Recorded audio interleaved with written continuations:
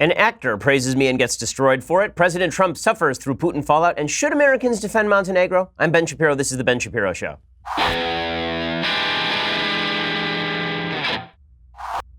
I got to admit, I'm kind of in a mood today, and you're going to feel the benefits or the downsides of that mood in just a minute. But first, I want to remind you that we are taking the Ben Shapiro Show live this August to audiences in Dallas and Phoenix. You should know we've now sold out of all of our general admission tickets for Dallas. We're opening up the very last 800 seats available. We're almost sold out of our event in Phoenix. If you haven't gotten your tickets yet, you should get them now, or you could miss out on the event entirely. It's dailywired.com/events. dailywired.com/events to get those tickets. The events are going to be great. Also, I want to remind you that if you don't want anyone peeking over your shoulder when you're on the internet, you don't want anybody gathering your data, you don't want anyone tracking you online, you need a VPN. And the people you should be using for your VPN are ExpressVPN. ExpressVPN has easy-to-use apps that run seamlessly in the background of my computer, phone, and tablet. Turning on ExpressVPN protection only takes one click. ExpressVPN secures and anonymizes your internet browsing by encrypting your data and hiding your public IP address. And protecting yourself with ExpressVPN, it costs less than $7 a month. ExpressVPN is rated the #1 VPN service by TechRadar, comes with a 30-day money-back guarantee. So if you ever use public Wi-Fi and you want to keep hackers and spies from seeing your data,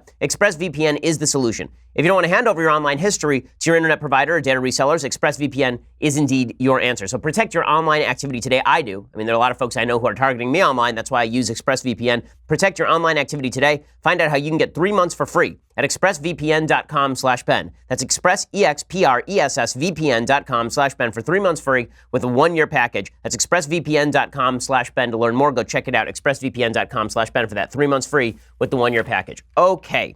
So, one of the reasons that I'm in a mood today, aside from the fact that I had an allergic reaction to fish last night and spent half the night in the hospital, aside from that, the reason that I am in a mood today is because there's a guy who I thought was a very nice guy named Mark Duplass. Mark Duplass, you probably recognize his face. He's one of these sort of face guys from TV where if you see him walking around on the street, you go, yeah, I recognize that guy from TV. But he's not like a top-line star where you would know his name. He's apparently very big in sort of the indie director circles. Like he does a lot of indie director films. And he's somewhat well-known in those circles. Well, yesterday, he tweeted something out. And what he tweeted out was this. He tweeted out, fellow liberals, if you're interested at all in crossing the aisle, you should consider following Ben Shapiro. I don't agree with him on much, but he's a genuine person who once helped me for no other reason than to be nice. He doesn't bend the truth. His intentions are good, which is much appreciated. I mean, that's a nice thing for him to say, right? And I'll tell you what the nice thing that I did for Mark Duplass was. The nice thing I did for Mark Duplass is he emailed me, like a lot of folks do, and he said, I'm doing a show that has to do with a narrative. There's a narrative in there about guns and gun control and gun use, and I wanted to get a perspective on the right side of the aisle because I don't get to hear that all that often. And I thought, well, that's a nice thing. I'm glad somebody from Hollywood actually cares enough to want to hear from people who are pro-Second Amendment folks, people who actually care about gun rights. So he came into the office, and I kept it on the down low because there's a basic rule that I have here. We actually do have a fairly large number of active Hollywood stars who come into the office who are pretty big fans of the show or they enjoy what I do. And I have a rule with them, which is no one gets to take pictures, basically. We try to keep it on the down low as much as possible because Hollywood is a one-party Stalinist town. Hollywood is the kind of place where if it gets out that you once took a picture with me, they will crush you, right? If they find out that you are friendly with me, or we once had dinner, we went out to lunch or something, then they will come after you with a vengeance. And I knew this, right? So I knew this about Mark Duplass also. So Mark Duplass comes in, and I spent probably an hour and a half just talking over gun rights with him, trying to explain the various points of view, trying to explain where I thought the flaws were in the pro-Second Amendment position and how you counter those, where the flaws are in the pro-gun control position, how you counter those. I tried to be sort of as honest about the argument as I possibly could. And then we shook hands and he took off. And I said, if you need any other contacts, you need anybody who you need to talk to on either side of the aisle, I know some folks on both sides of the aisle who have different opinions on this issue. I'm happy to facilitate. I'm glad that you're actually trying to take into account views that may not be your own on this issue. Right, very nice. Everything's fine. And then I didn't ask him to do anything because I literally have not spoken with him since this day, which was maybe a couple of months ago, guys? It was a couple of months ago. And so he leaves and then he tweets that out, right? That very nice thing. And that's fine.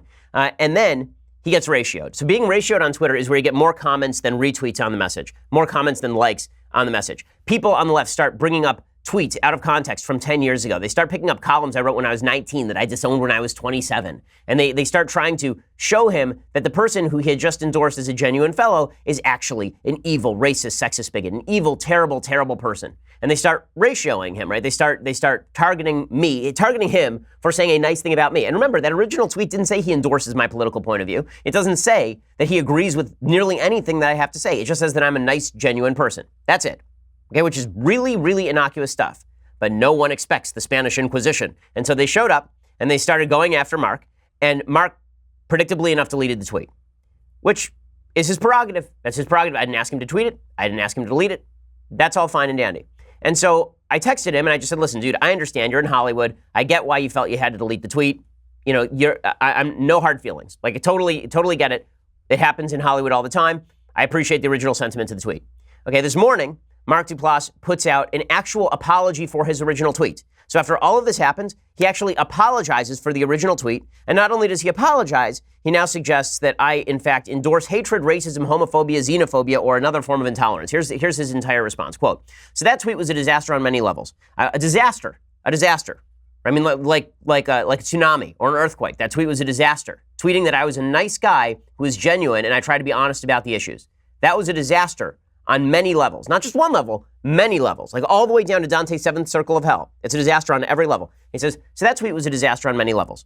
I want to be clear that I in no way endorse hatred, racism, homophobia, xenophobia, or any other such form of intolerance. Right, because neither do I.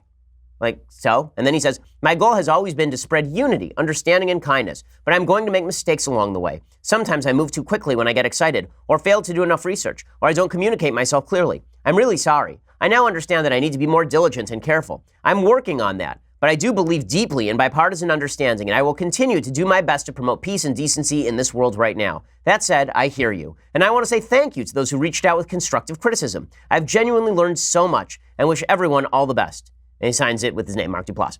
Okay, again, free country. You can say what you want.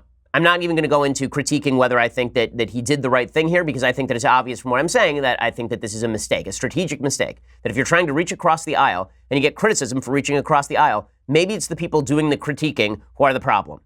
Maybe it's not you. Maybe Mark Duplass wasn't wrong to send that tweet. Maybe it's all the people who decided that any attempt to reach across the aisle was wrong. And let's be clear about something. This has almost nothing to do with me. Mark Duplass could have tweeted this about Guy Benson. He could have tweeted this about Charles Krauthammer. He could have tweeted this about Ann Coulter. He could have tweeted this about any person on the right. Any person. It would not matter. Right? He could have tweeted this about any friend. Probably half the left he could have tweeted this about. And there was a group of people, this SJW mob that exists on Twitter solely to cudgel people into line. And those are the people who help run Hollywood, by the way. A lot of those folks are people who are living in these massive mansions off of Sunset Boulevard and decrying capitalism. I promise it wasn't just the Twitter. It wasn't just the people on Twitter, the randos on Twitter who spend all of their days in their mommy's basement and are tweeting out nasty things about me to Mark Duplass. I promise you what happened is that his wife probably came to him and said, I got calls from my friends. His brother, who I guess is his business partner, probably came to him and said, listen, we're getting blowback for this. Other directors with whom he is friends, I'm sure, came out and said, why would you possibly have done this? My favorite along these lines, by the way, was Tom Arnold. So Tom Arnold, to be clear, is another person we've been nice to here at this office. Tom Arnold came in and actually did a show with Michael Knowles, and we were kind enough to let him in with his camera crew into the office. And here's what he tweeted out. Now remember, I said nothing publicly about anything Duplass said here. Nothing. Until he actually put out that statement, at which point I just said, you know, it's sad that this is what the discourse has come to. Here's what Tom Arnold, a crazy person, tweeted this morning. Ben Shapiro, 5'2", and sounds prepubescent, but technically a man, so for purposes of brawl, and all the kicks headed toward his teeth and face, he shall be deemed all man. And this is after Tom Arnold had suggested, how dare I exist, because Mark Duplass got in trouble for having texted or tweeted something about me. So that's Tom Arnold, right? I'm sure that a lot of Mark's friends were coming after him for all of this. Honestly, I feel bad for Mark. I feel bad for Mark, because Mark, I think, was originally trying to do the right thing, and I think that Hollywood does not allow you to do the right thing. Hollywood has a vested interest in making sure that everyone who disagrees with them in any small, minute amount is portrayed as the worst person on earth. Now, I don't want to say this is why you got Trump, but this is one of the reasons that they got Trump. When you lump everybody together, when you say that everybody who disagrees with you is a racist, sexist, homophobic, bitter clinger who just wants guns and God, when you say that that's what those people are and you cannot even speak to them, how dare you try to have an honest conversation with one of them? Then this is the predictable result, which is that you can bully anybody with just a few tweets. And unfortunately, I think this has become endemic. It's become endemic. You know, there's a lot of talk these days about the so-called intellectual dark web. So for folks who don't know what the intellectual dark web is, it's this group of people who are right and left. I believe I'm the only registered Republican on the list who have conversations with each other about a wide variety of issues. You've seen some members of the IDW appear on my Sunday special. So this would be people like Sam Harris, with whom I disagree about everything. And people like Eric Weinstein, who's going to be on Sunday.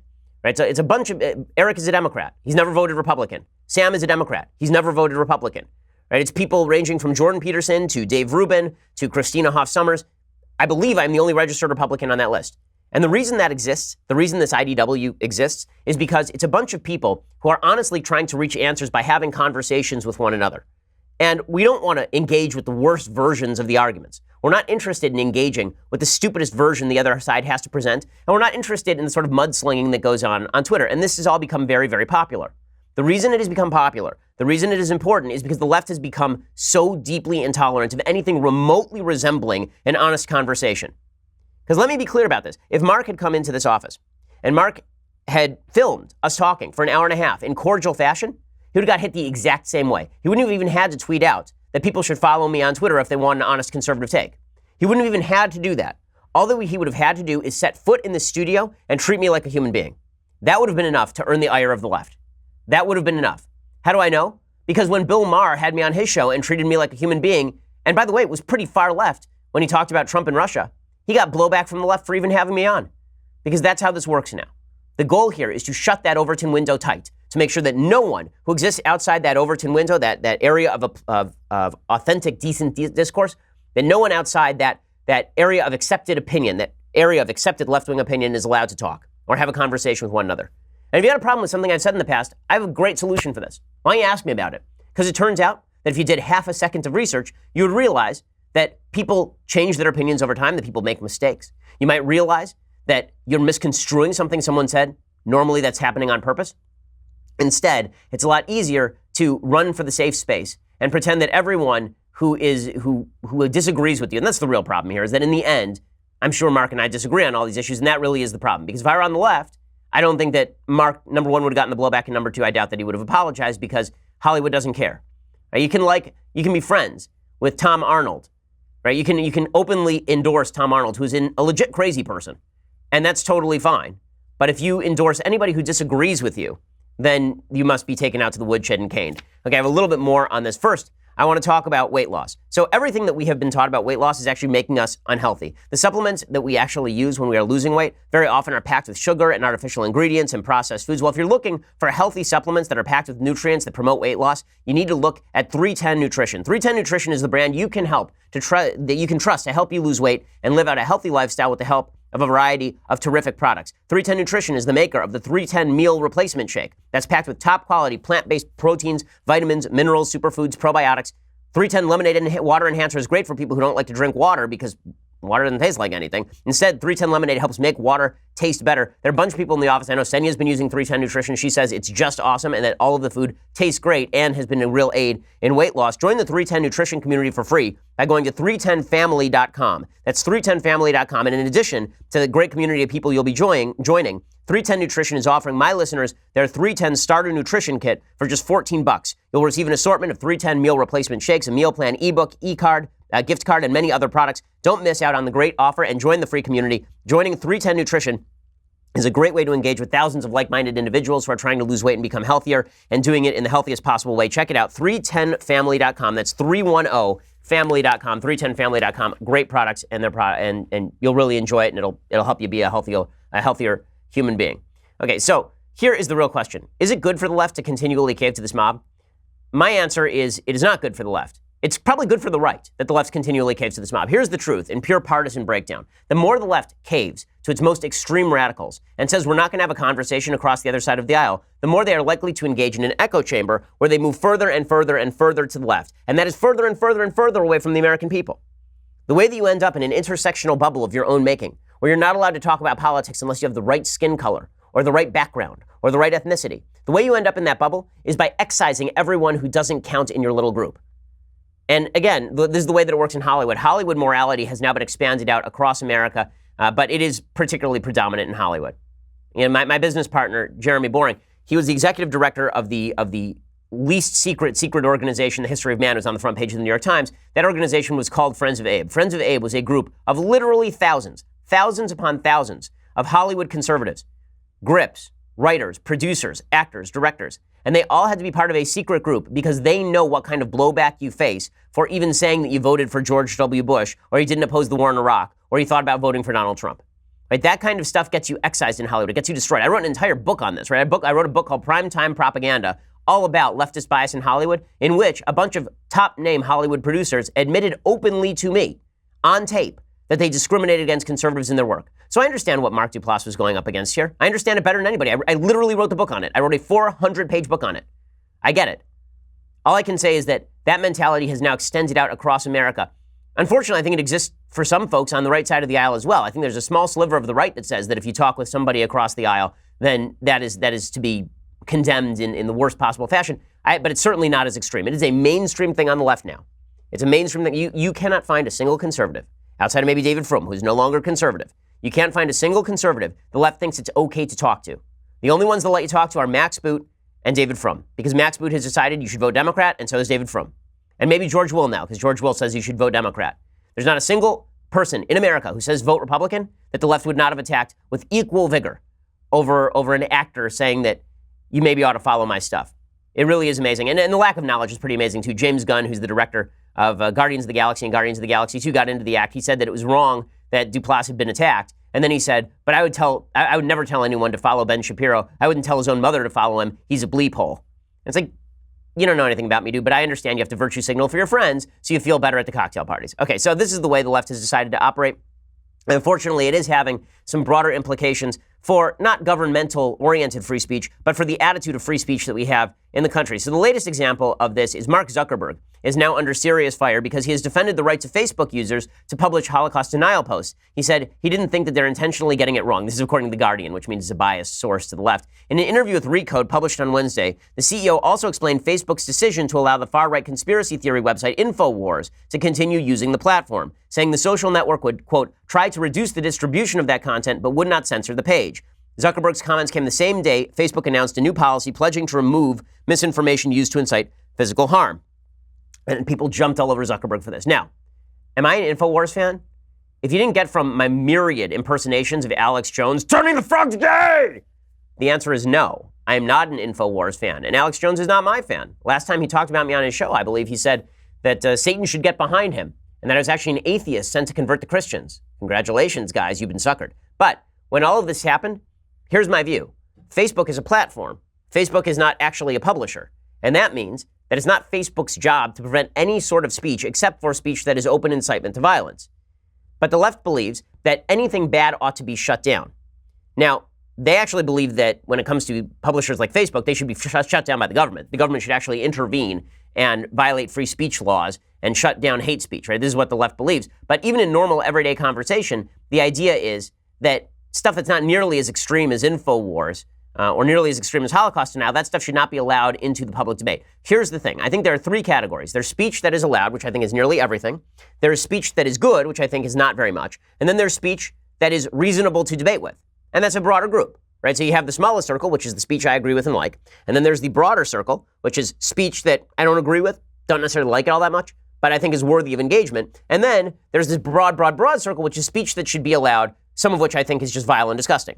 Okay, for the left, what the left has done is they have now collapsed a couple of these circles into themselves. So that first circle, which is stuff that I like and that I agree with, that circle has become the second circle, stuff that I'm willing to engage with.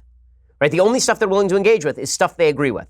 If you disagree with somebody, you're not allowed to have a conversation about it because that just shows that they're wrong and secretly, they're racist, sexist, bigot, homophobes. And we have the proof because we have old tweets 10 years ago taken out of context deliberately. We have the proof. This is what the left is attempting to do right now. And it creates this sense of frustration on the right. It creates a sense like, well, if anybody is willing to shatter this entire matrix that has been created by the left with regard to speech, go, do it.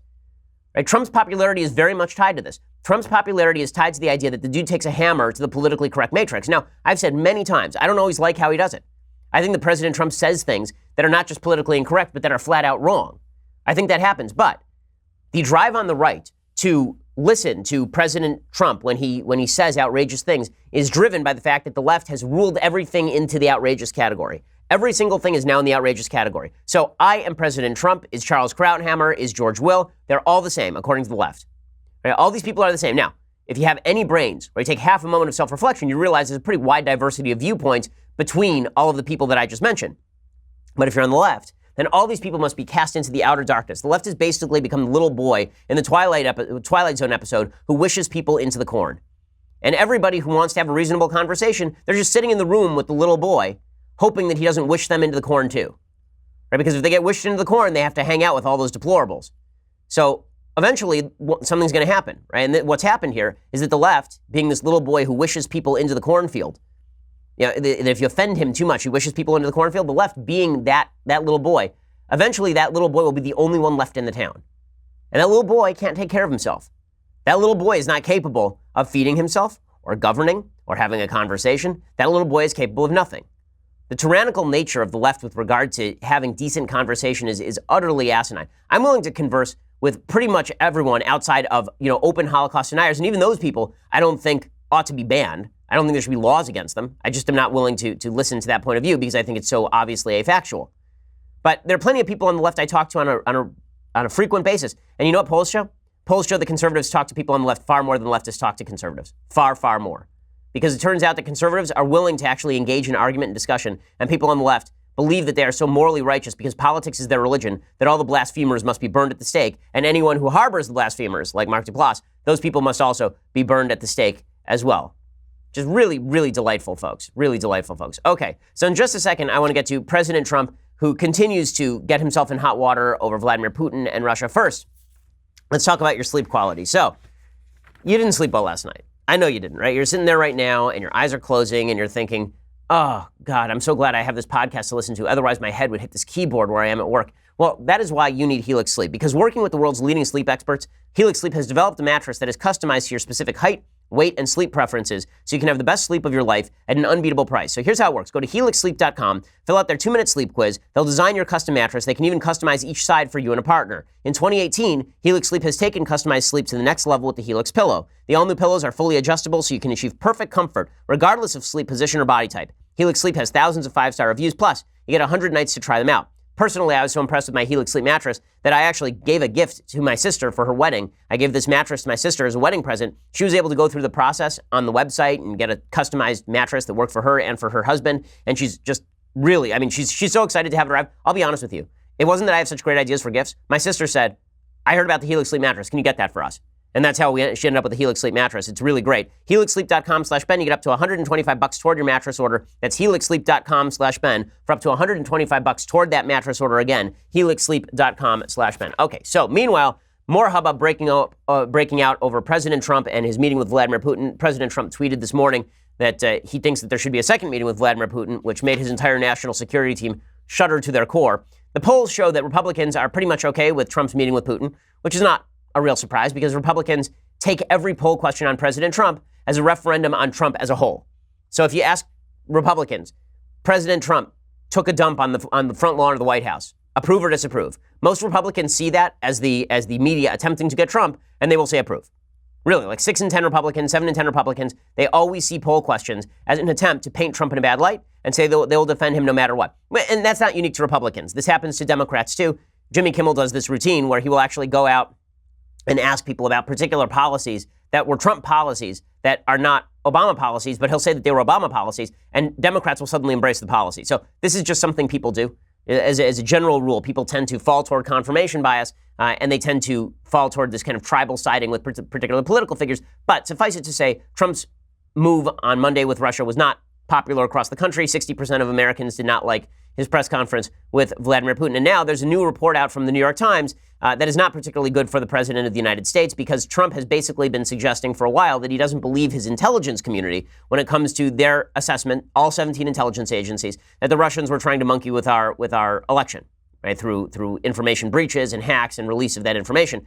Trump, apparently, according to the New York Times, was told 2 weeks before his inauguration that there was classified intelligence, highly classified intelligence, indicating that Putin had personally ordered complex cyber attacks to sway the 2016 American election. The evidence included texts and emails from Russian military officers and information gleaned from a top-secret source close to Mr. Putin, who had described to the CIA how the Kremlin decided to execute its campaign of hacking and disinformation. Mr. Trump sounded grudgingly convinced, according to several people who attended the intelligence briefing. But ever since, Mr. Trump has tried to cloud the very clear findings that he received on January 6, 2017, which his own intelligence leaders have unanimously endorsed. So is that President Trump not believing his own intelligence? I don't think so. I think that's President Trump looking at the data and not liking the data, and so the data becomes false because he doesn't like it. President Trump has an unfortunate tendency to do that. So, for example, yesterday he was asked at the end of a press conference that was happening in one of the cabinet rooms, he was asked whether Russia is still attempting to interfere in our political system, and here was his answer. Is Russia still targeting the U.S., Mr. President? Let's go. Make your way out. No, you don't believe that to be the case? Let's go. We're doing very well, probably as well as anybody has ever done with Russia. Okay, so he went on to talk about all the harsh measures he's taken against Russia, and a lot of that is true. But when he says no, now the White House says he was saying no to something else. People in the room say that's not true.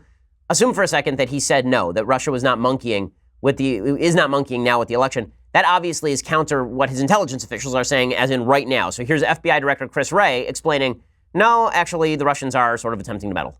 The intelligence community's assessment has not changed. My view has not changed, which is that Russia attempted to interfere with the last election, and that it continues to engage in malign influence operations to this day. Okay, and that, of course, is I think, the general consensus of the intelligence community. DNI Coates, the director of national intelligence, Dan Coates, he said 3 days before Trump said that Russia wasn't monkeying with us, that the lights are now blinking red when it comes to cybersecurity threats directly from Russia. It was in the months prior to September 2001 when, according to then CIA Director George Tenet, the system was blinking red. And here we are nearly 2 decades later, and I'm here to say the warning lights are blinking red. Okay, so the White House tried to walk this back a little bit. Sarah Huckabee Sanders came out. She said Trump wasn't denying Russian interference. That's fine. You know, I'm glad that she said that. Now, President Trump himself on CBS says that he holds Putin directly responsible for the meddling. This is the sort of language that you need consistently from the President of the United States. This is good Trump, right? We've seen some bad Trump. Here's some good Trump on CBS Evening News last night. You haven't condemned Putin specifically. Do you hold him personally responsible? Well, I would, because he's in charge of the country, just like I consider myself to be responsible for things that happen in this country. So certainly, as the leader of a country, you would have to hold him responsible, yes. Okay, so that is exactly the right answer, and I would hope that President Trump would continue to say that over and over and over, because the reality is that Putin, according to the intelligence community, and they have better information than I do or you do, right, is saying that the Russians were attempting to interfere in the election, not necessarily to make Trump win per se, but to ensure that President Trump and Hillary Clinton were locked in this acrimonious debate over Russia specifically. Like, that's what Putin wants. Putin wants us yelling at each other, and he's sure got it. If President Trump can, I think a lot of this is, again, is just an ego problem. I think that if President Trump could just say, listen, I didn't collude with Russia. Russia did attempt to intervene in the election. There's no evidence that swung the election finale, that the outcome of the election was not based on Russian interference, but we don't want Russia screwing with us. If he had said that, I'm on board. That's exactly right. That's exactly right from all the evidence that I can see. Instead, he continues to signal, and his administration continues to signal, confusion over what are fairly clear issues, right? There are only a couple of issues here. Did he collude? Yes or no? The answer, according to Trump, and I believe this, is no. Did Russia interfere in the election? The answer, according to all of our intelligence agencies, is yes. 1 and 2 don't have to be the same thing, right? You can say no to collusion and yes to interference. Not the same thing. And question 3, did that interference actually swing the election to Trump? And you can say, I don't see the evidence for that. That's fine with me as well. I think that Hillary Clinton lost that election. End of story. Okay, so all of this is actually quite simple, but the administration seems to be struggling over it because Trump is at war with himself. His head is saying all the things that I'm telling you right now, and his heart is saying, I don't like anything the intelligence community tells me, so I'm just going to reject all of it outright. Well, this ends up putting the administration itself in a very odd and kind of ugly position. So Sarah Huckabee Sanders, White House press secretary, yesterday she was specifically asked about an offer that Vladimir Putin made to Donald Trump in Helsinki. And that offer was, Putin had said, we're happy to bring Americans like Bob Mueller over to Russia to watch us investigate all of these supposed Russian bad actors. But in return, we want you to work on the arrest and shipment to Russia of Michael McFaul, the former U.S. ambassador to Russia, as well as Bill Browder, a British citizen who is largely responsible for the passing of Magnitsky Act, which is essentially a set of sanctions that was put in place in 2012. Okay, now the normal answer to that is no. Right? We have no evidence these people broke the law.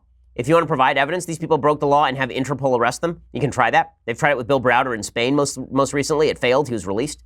But even countenancing the idea that we are going to essentially trade American citizens like Michael McFaul, who had the temerity to pass a sanctions bill against Russia, for, like, basically we're going to take a political prisoner, ship him to Russia, to Putin, and in exchange we are going to receive back these 12 hackers. It's asinine, but Sarah Huckabee Sanders couldn't quite disown it yesterday. Here's what it looked like. The president's going to meet with his team, and we'll let you know when we have an announcement on that. For a second, is that a topic that came up in their conversation? Did President Putin raise this with President Trump? There was some conversation about it, but there wasn't a commitment made on behalf of the United States, and the president will work with his team, and we'll let you know if there's an announcement on that front. Okay, that is the wrong answer. The right answer is there was discussion and Trump laughed at it. Right? Because we're not going to start arresting American citizens and sending them to Russia just because Vladimir Putin wants to, quote unquote, make an offer. And that's an absurdity. It's an absurdity. Now, do I think that Sarah Huckabee Sanders is actually going to be interested in shipping Bill Browder and Michael McFaul back to Russia? No, I don't think that at all. Do I think Trump is either? No. I think what happened here is there's a disconnect at the White House. And this is a real problem with how Trump governs. That disconnect is pretty simple. The disconnect is that President Trump usually comes to the right conclusion, but only on his own. If he feels that people are pushing him in a particular direction, he tends to push back against them. So the normal response by any press secretary, even not having asked the president, would have been, no, of course we wouldn't consider such a thing, knowing that they have the faith of the president and that the president would never consider such a thing. For Sarah Huckabee Sanders and other people in the White House, I think there's a tendency to say, we'll consider it, because they figure, okay, then they'll go back, they'll ask Trump, Trump will say no, and then they'll come back the next day and they'll say, of course, we're not going to do any of that. Right? I think this is actually more of a personality issue than an issues issue, but it does grant a certain amount of aid to Putin in his attempt to portray Trump as a lackey of his, and that's what Putin wants more than anything. Makes perfect sense that Ambassador McFaul under Obama, again, not a big fan of Ambassador McFaul, but he's not wrong here. He says that he is flabbergasted that the White House would not defend him against Putin. What I was totally flabbergasted by was that the White House would not defend me. I'm an American citizen. I worked for the government for 5 years, and it would have been so easy to bat it back. Okay, and that's right. I mean, and they should bat it back. Again, this is not a time for uncertainty. This is a time for looking strong in the face of Vladimir Putin's aggression. Otherwise, you might get more Vladimir Putin aggression. I'll talk a little bit more about that in just a second. First, I want to tell you about iTarget Pro. So according to Gallup, about 42% of all American households have a firearm, with about 3 in 5 receiving formal firearms training, which means that a very small percentage of Americans actually even know how to use their firearm properly. An even smaller percentage regularly practice with the weapon they would use in a self-defense situation because it's too expensive or you live too far from the gun range. You're busy, the ammo's expensive. Listen, I get all of that, but that's why there's iTarget Pro. They're revolutionizing home firearm training. It's really fun. iTarget uses your actual gun, so you can become proficient with the firearm you're actually going to use in real life. You can use your smartphone. Their proprietary app uses a laser in place of the bullet, and it'll detect exactly where your shots are landing. It's really cool. You set it up, you put this little bullet-like device in the chamber of the gun, and then you aim toward a paper target, and you set up your phone in such a way that it sort of films the target, and the phone picks up where the laser is going, the app picks up where the laser is going, and that shows you how you score on the eye targeting mark. It's pretty awesome. You can practice home defense where it matters most in your home. You can even test different angles in your house. So let's say that you want to test like how you would shoot around a corner. You can actually set up the system so that it can test that for you. You can maximize your tactical advantage, and most importantly, you do it using your own personal firearm. I've used it before. Candace, who's our tour manager over here, she uses iTarget all the time. Like, she's told me that when she's home with her husband, that basically she'll go looking for the gun, and then she'll realize that he's out playing with it with the iTarget because he's just trying to perfect his abilities with it. I got an iTarget for another member of the production crew over here as well. It's really fantastic. Right now, save 10% with the offer code Shapiro when you purchase the iTarget Pro system. Save money, time, take your skills to the next level safely and effectively. That's the letter I, targetpro.com. iTargetPro.com. Offer promo code Shapiro and get 10% off with that promo code Shapiro. Go check it out right now. Okay, well, we have a lot more coming up, but first you're going to have to go over to dailywire.com and subscribe. For $9.99 a month, you too can get a subscription to Daily Wire. When you do, you get the rest of this show live, the rest of the Andrew Klavan show live, the rest of the Michael Knowles show live. Lots and lots of good stuff comes to you. Plus, you get to be part of the mailbag, which we'll be doing tomorrow. Ask me questions when we have episodes of The Conversation. You get to ask questions. Let's be honest about this. I'm only going to answer your question if you pay me. I mean, that's basically how this works. So if you want to be a person who gets your questions answered and not one of the sad folks sending in questions that don't get answered, all you have to do is toss a little money at the Daily Wire, guys. Not that tough. $99 a year gets you the annual subscription, including this, the very greatest in beverage vessels, the Leftist Tears hot or cold tumbler. Go check it out right now. And make sure also that you subscribe at YouTube and at iTunes. We have a great Sunday special coming up. It is with my good friend Eric Weinstein, who I like to talk with because he's across the aisle and is a Democrat, but we can have conversations because I'm not a jackhole. Okay, so go check that out and subscribe. We are the largest, fastest growing conservative podcast in the nation.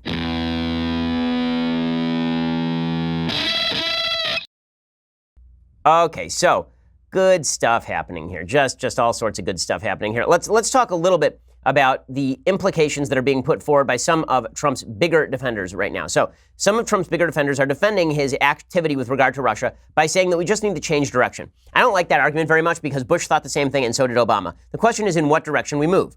There is an ideological tendency on the part of some people on the right toward isolationism. We talked about this a little bit with regard to Tucker Carlson yesterday. So Tucker doubled down on it last night. I think Tucker, again, is a very smart guy, and he's a deeply talented dude for sure. Last night, he was talking, and he suggested that we don't really have to defend Montenegro. He stood by his criticism of NATO. There's no reason for us to defend Montenegro. Do we really want our boys dying in Montenegro? So membership in NATO obligates the members to defend any other member that's attacked. So let's say Montenegro, which joined last year, is attacked. Right. Why should my son go to Montenegro to defend it from attack? Why is that? I understand what you're saying. I've asked the same question. I understand that, but that's the way it was set up. Presidents are supposed to wonder about things like that. Serious countries ought to have debates like that. The U.S. has to defend Montenegro? Really? Why is that? Is there a good reason? Let's hear it. That's the conversation we should be having. Okay, so let's have that conversation. Should we be defending Montenegro? Okay, so first of all, let's be clear about what NATO is. President Trump suggested Montenegro could get very aggressive with the Russians, and then we'd have to jump in on their aggressive side. I said yesterday, Montenegro is not attacking Russia. Montenegro is this big, and Russia is this big, okay? That's not a thing that's going to happen. But also, Russia has nuclear weapons, so yeah, good luck with that. But beyond that, the NATO Charter does not mandate that we actually get into wars where a member of NATO is the aggressor. It's a defensive pact. Okay, a defensive pact is a good pact. The problem with all of the pacts that existed in the lead up to World War I is that those were not defensive pacts. Those were actually offensive pacts. It was any group at any time could attack any other group, and it led people to believe that there was going to be a winnable war. Also, the alliances that had been formed were relatively equal. The United States is the world hegemon. You combine that with the other members of NATO, and no one can stand up to that sort of power. Nobody can stand up to that sort of power, obviously. That's the whole purpose of NATO. The whole purpose of NATO is that we are stronger together than we would be apart. Now, do we actually want our troops in Montenegro? Of course, no one wants our troops in Montenegro. I don't want my troops in France. I don't want our troops in France or Germany or South Korea or any place else. I would prefer that everybody be home and everything be hunky-dory. But our military exists to protect the safety and security of Western civilization and, more importantly, of the United States. And the way that you make sure that we never have to put troops in Montenegro is you don't act weak around dictators. Okay? This idea that you could make exactly the same argument. You could make exactly the same argument. Do we really want American troops to die for Czechoslovakia? Do we really want American troops to die for the Sudetenland? Do you really want American troops to die for that matter, France or Britain? Right? Which list of countries, I really would like to know this actually, which list of countries does Tucker Carlson think that it would be okay for American troops to fight? Are there any? And if so, why? Why is France significantly better than Montenegro, for example? Why is that deeply important? Why is French territory better? Are the French better people? Why is it that they deserve defense as opposed to just the entire alliance that gets together and helps us out after 9/11? Remember, after 9/11, we invoked the NATO Charter. That is the only time the NATO Charter has ever been invoked. The only time. Montenegro had active duty soldiers in Afghanistan because we invoked the NATO Charter. The whole point here is that no one wants to defend Montenegro, but you're not going to have to defend Montenegro if you say you cross that line and we bust you up. Right? This is true in this is basic Reagan foreign policy. Peace through strength was the idea not just that we were going to build up our military capacity, but that if you cross that line, we are going to break you. That if you make this move, we will fight you to the ends of the earth. Usually the way the United States gets drawn into conflict is by not doing that. Usually the way the United States gets drawn into conflict is by acting isolationist up till the point where an unspoken red line is crossed, at which point we have to jump into the war. And that's exactly what happened, for example, with World War II, where the United States, by the time of World War II, had the 19th largest military in the world, smaller than the army of the Philippines. Okay, and we had signaled that we were going to be isolationists. And that led our enemies to become more and more aggressive to the point where they actually attacked us, and then we had to fight a horrible, bloody war. The same thing happened in World War I, where the United States literally pledged not to get into the war, and then was drawn gradually into the war, and lots of people died. If you don't want war, make sure that the other side knows that if you do go to war, you're going to break them. You're going to bust them up. They're going to knock out their teeth. That is why we ought to defend Montenegro. Okay, we ought to defend Montenegro so that we never have to defend Montenegro. That is the point. Okay, now let's talk about some more extremism by some leaders on the left. Now, it's always funny. When I talk about extremism on either political side, there are a lot of folks who suggest, well, you're just cherry picking. You're just picking the worst examples of everybody. You're taking things out of context. You're picking all the worst. Well, not really. Keith Ellison is the deputy head of the DNC. He was almost the head of Democratic National Committee. He said yesterday that if you don't allow people to freely cross the border for any reason, if you don't allow us to just open up our borders, this creates injustice. This is the direction in which the left moves when they cut themselves off from the American people and any debate involving the American people. Here's what Keith Ellison, again, deputy chair of the DNC, had to say. Corporations, certain people who get certain rights, can go back and forth across the border seeking out the lowest wages, but people, regular people, cannot go back and forth across the border seeking out the highest wages. So what it creates is an imbalance. It creates an injustice, and it creates the need for something like a global Marshall Plan. So we need a global Marshall Plan, and we need to get rid of all of the various borders that we have. So this is a mainstream position on the left now. Okay, Keith Ellison is a mainstream actor, just like Jeremy Corbyn is the mainstream position on the left in Britain. Alexandra Ocasio-Cortez, yes, she said, got her name sort of right there. I'm really having trouble with this one. She is now the mainstream of the left. They've moved far to the left. And one of the reasons they've moved far to the left is because they're no longer having conversations that are worthwhile. The last election cycle saw Donald Trump say a few things that I think were credible, right? I think he exaggerated the case, but he said a few things that were basically true, and a lot of people on the left refused to accept them. He said that there is a problem with regard to radical Islamic terror. And he said that over and over and over, radical Islamic terror. And then Hillary Clinton would come out and say, there is nothing wrong with Islam.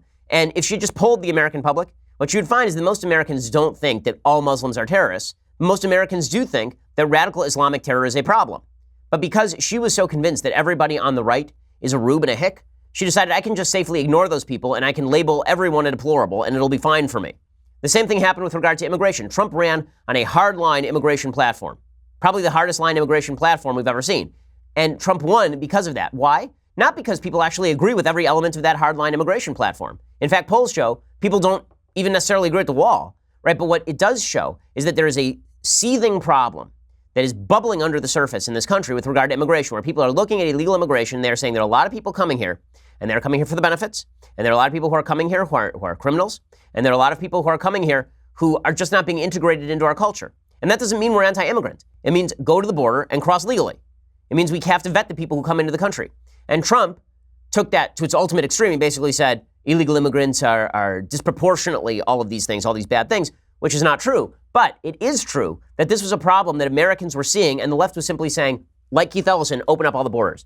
This is the danger of an echo chamber. So when you rule out viewpoints from the other side, particularly reasonable viewpoints from the other side, because everybody's a racist, sexist, bigot, homophobe, all you end up doing is isolating yourself. All you end up doing is destroying your own credibility with your own people. And this has become, I think, the case of the left. This is why the left keeps winning the culture and they keep losing the political wars.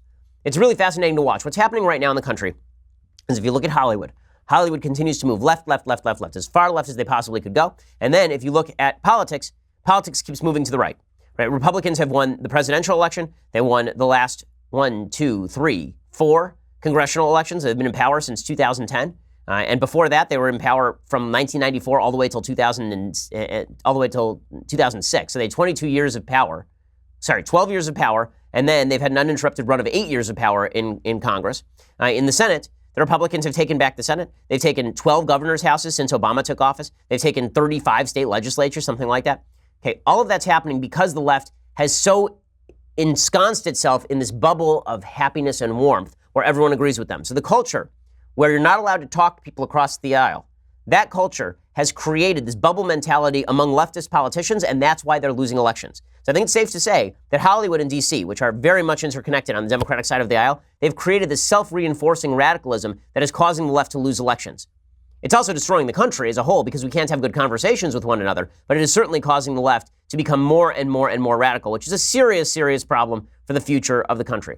Okay, so let's get to some things I like and then some things that I hate. So, things that I like today, there's a great sports book by a guy named Carlo Rotella. It's called Cut Time.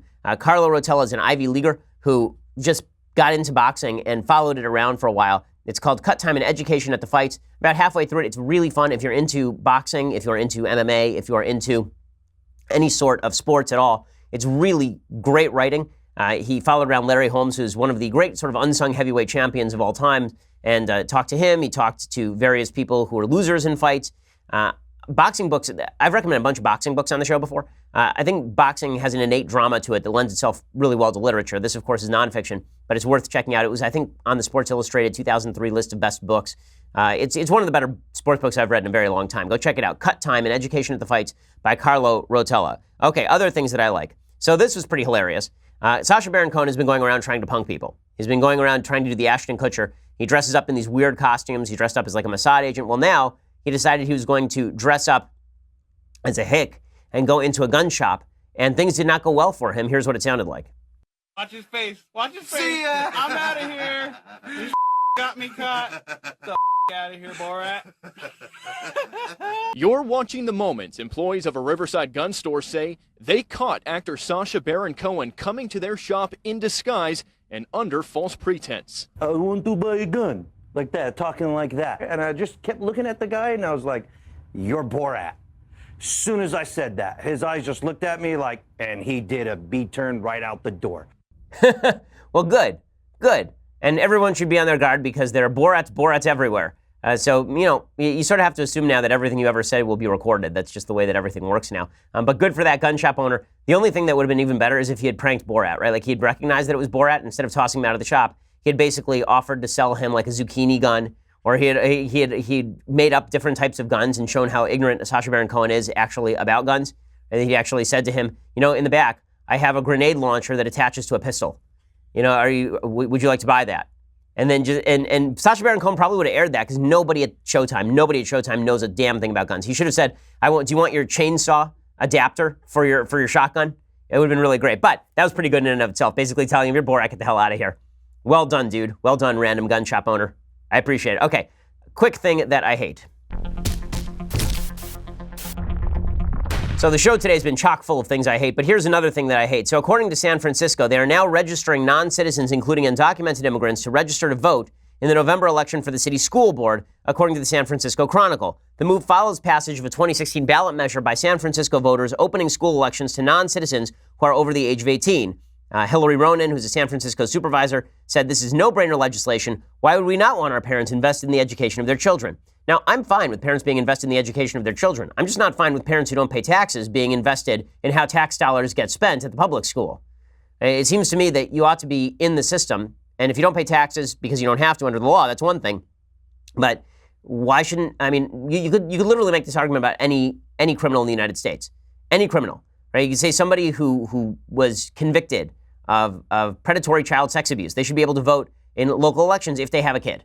Right now, undocumented immigration, illegal immigration is not the same thing, obviously, as pedophilia, but the point is a general legal one, which is that if law breaking is not a barrier to voting, then why shouldn't we have any lawbreaker who has a kid able to vote in school elections? Maybe they would say that you should. I don't know. It's San Francisco. They're real weird over there, and they poop on the sidewalk, so it's quite a possibility. But that said, is this a good model? Probably not. And what you will see, and it'll be hilarious, is a bunch of people who don't pay taxes voting for more and more tax spending, which will eventually allow for people to move out of the school district when the school district is bankrupted by all the people who are voting for more benefits to which they do not pay in.